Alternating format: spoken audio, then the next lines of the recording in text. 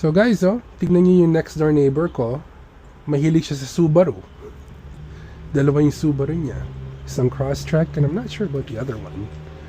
Pupunta ako sa dealership sa Hamilton, yun ang pinakamalapit na Subaru dealership dito eh. Pero maybe I can save a trip to Hamilton. Habang bukas yung garahe ni Tony, puntahan natin. Kakausapin ko lang sandali. Gusto kong makita yung labas, tsaka yung loob, like malapitan ng dalawa niyang Subaru. Ask him a couple questions, since he's a mechanic, kung how dependable they are. Because I've never had a Subaru. Sandali lang guys, okay?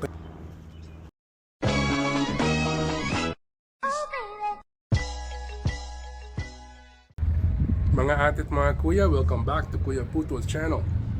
Maraming salamat po for everybody that stuck with me on this journey. Itong car buying, car leasing journey natin. And malapit na po tayo. Like I said, I'm down to 4 cars, right? And car number 4, hindi po siya Honda or Toyota. I just wanted to share that with you. To give you a hint. Ito. Ayan, wala yung asawa niya ngayon, pero kahapon nandun ako, kausap ko sa kanila. They have a Subaru Ascent SUV and a Subaru Crosstrek. Mahilig po siya sa Subaru. Yeah. His name is Tony and ano po siya, Laos. Mekaniko. And all he's had, sabi niya, over the last 8 years are Subarus. As you can see, dun siya nakatira, parehong Subaru yung dinadrive niya. Wala lang nga yung Ascent ngayon. Nag-shopping yata sila eh. Pero kausap ko siya kahapon.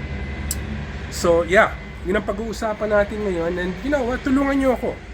Let me know kung ano yung ano dapat ang kotseng piliin ko. What do you think the best option is?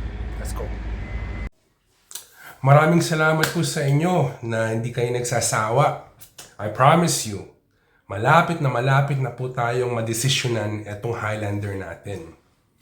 I've been busy this week visiting dealerships after dealerships after dealerships after dealerships.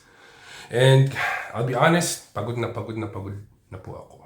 I just wanna hugas kamay, get it done and over with, and go on with our lives, right? But I do find this experience very fulfilling. Dahil po, I don't know if you missed my live session. I had one yesterday. I spoke about, the reason why I'm doing this is so we can help our kabayans who are thinking about buying a new car from a dealer para hindi po sila maisahan, di ba? Hopefully, they can find some valuable tips and tricks and strategies with everything that I've done so far. Anyways, before I go off topic, like I said, narrowed down to 4 cars na. Okay? And believe it or not, if you saw the introduction of this video, one of them is not a Honda or a Toyota. Okay? But I might need your help convincing me which one to pick. Dahil everything is up in the air right now. I have to make a decision bago po mag-weekend. Because like I said, I just want to finish this, get it done and over with, right? Because, time is money. And I hate wasting time. Because wasting time is wasting what? Money. Right? Okay guys.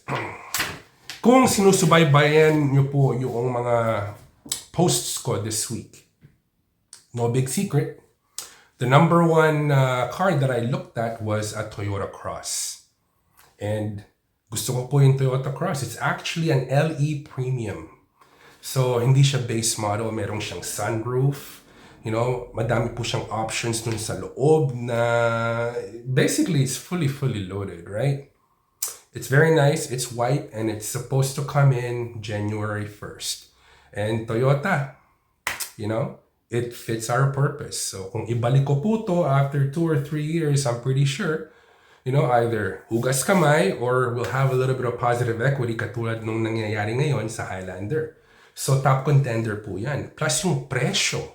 It's only $218.99. So, $219 bi-weekly. You cannot beat that. Yung pong interest rate medyo mahal. It's at 5.79%. But you know what? Sa Toyota po ngayon, halos lahat ng mga models nila, they're offering it at over 5%. It's just how they do business, right? So, number one po yun sa listahan ko. The second one that I looked at, and you would know this dahil you've been watching Kuya Puto's videos this week, right? It's a 2025 Honda HR-V LX all-wheel drive. Magandang model din po to. It's not the base one, okay? It's actually a couple trims from the base. May sunroof yata. It's nice inside. It feels very premium. Dun po sa Brantford Honda, which if you followed and watched my live stream yesterday, not gonna do business with them moving forward anymore. Anyways, they offered me $205.19 bi-weekly and $3,000 towards positive equity doon po sa trade-in na Highlander namin, right? And problema sa kanila, ayaw po nilang bitawan yung mga fees. Napakadami. But, I did go to Kitchener Honda. Hindi ko na po vinlog yun because I didn't want to be repetitious. Okay? I don't want to be repetitive. You know, I'd be showing the same exact thing over again. They had a white one. Yung pong sa Brantford Honda, it was a black one. Ayaw po ni Mrs. yun. She wants a white truck, right? Meron po silang puti doon sa Kitchener Honda. Para siyang kamukha siya ni Iron Man from the front. Ganun ang tingin ko sa mga HR-V, kaya ang cute. Okay? And sabi po ng Kitchener Honda sa akin, okay, you know what? If you go with us, we'll waive all of the fees. Mga $1,700 po yun. Gusto ng Brantford Honda, i-charge ako. Sabi po ng Kitchener Honda, we want your business. We'll waive all of the fees that Brantford Honda is charging you. So bigla pa pong bumaba yung bi-weekly payment sa HR-V. Naging $195.23 at 4.49% financing. So yung interest rate is way better than Toyota. Okay? And just imagine, brand new car, bi-weekly payments of under $200 in 2025, that's unheard of. Okay? So napaka-attractive po yung deal na yun. So that's my number 2 pick. By the way guys, yung interest rate, napaka-importante yan sa purpose namin. Because the lower the interest rate, it means mas madami pong mapupunta doon sa utang as opposed to sa interest. Diba? Mas marami pong mapupunta doon sa principal as opposed to doon sa interest. So, ibig sabihin po noon, when we return or when I return the vehicle after 2 or 3 years, yung pong utang mas magiging mababa, potentially, with the lower interest rate. So, bottom line guys, without me going boring on interest rates, the lower the interest rate, the better. Okay? The third vehicle na nakursunadahan ko is a CR-V, 2025 all-wheel drive. Nakita niyo po to dun sa vlog ko sa Brantford Honda and Cambridge Honda. And malaking pagkakaiba po sa Brantford Honda, they wanted to charge me $249 yata bi-weekly and they don't want to waive none of the fees as usual. So pumunta ako sa Cambridge Honda. Meron po akong hookup dun dahil yung general manager nila used to be my GM at the casino. I've known her for over 20 years, right? So she worked with me. She waived all of the fees. Sabi niya, Mark, dahil guwapo ka, I'm gonna waive all of the fees. And I said to her, Trish, thank you very much. And you know what? Since bumagsak na yung bi-weekly payment ko, maybe I can add a little bit something to make the car look konting premium, right? Para makaiba naman. So sabi ko, dagdagan mo ng running boards. If you go on the Honda website, the OEM factory running boards installed from Honda, I think it's listed at $1,300 or $1,400. Okay, so it's a big ticket item. She gave it to me for cost. So long story short, guys, okay, my bi-weekly payment for a CR-V all-wheel drive puti with running boards installed by the factory is $235.60 at 2.99% interest rate. That's beautiful. I mean, that's beautiful. I went to Aaron Mills Honda. Sa Mississauga po yun. Malapit din sa bahay ng mom ko dahil binisita ko siya yesterday. And I spent maybe 35 minutes doon. And they said to me, we can't match this. And Kitchener Honda said the same thing. But if I was interested in the HRV, sabi ni Kitchener, we're there for that. Because they were the only dealership that had the white one. So contender din po yung CRV niyan. Hindi ko po gustong tignan yung CRV dati dahil takot na takot ako dun sa insurance quote. But like I said, I've been going back and forth with my broker, and yung numerong binigay po sa akin ng broker ko as far as the monthly payment for the insurance sa CRV, it's actually not that bad. It's not that bad. So I considered it. And this is probably what you're waiting for right here. Ano ba yung pang-apat na pick mo, Kuya Puto, na hindi Toyota or Honda? If you saw the beginning of this video, it's actually a Subaru. Okay? So, in Subaru, I've never owned a Subaru. But as you saw at the beginning of this video, my next door neighbor, Tony, he's got two of them and he's a mechanic. He's got an Ascent, which is what I really wanted if I was gonna go for a Subaru. And I think the other one is a Crosstrek, right? So, was it yesterday or the day before? I can't remember. Ano po, my wife wanted to go to Hamilton. She wanted to go grocery shopping sa Nations, right? And Hamilton is the closest city where they have a Subaru dealership. And they also have a Tesla dealership there. I went to go visit both. Okay, number one, before going off topic, I mentioned Tesla because nandun na po ako sa loob ng Lime Ridge Mall, merong Tesla dealership. I just went to go see what's up. I'm not sold yet on Tesla. You know, watch my live stream that I did yesterday, and you know you'll get your answers there. But they're great vehicles. But I did go to the Subaru dealership.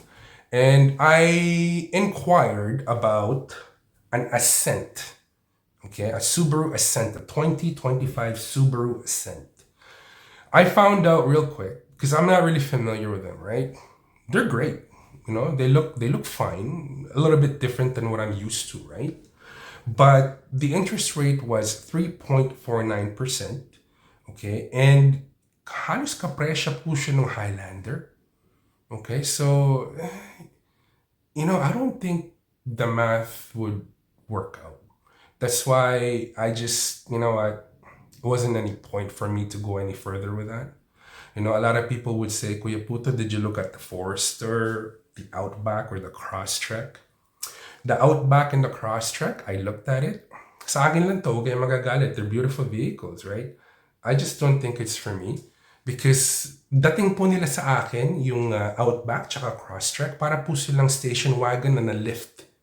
They're not exactly like an SUV, I guess. I know they're SUVs. People call them SUVs. But tingin ko lang po, they're like lifted station wagons. And the Forester, they're nice. It's just not for me.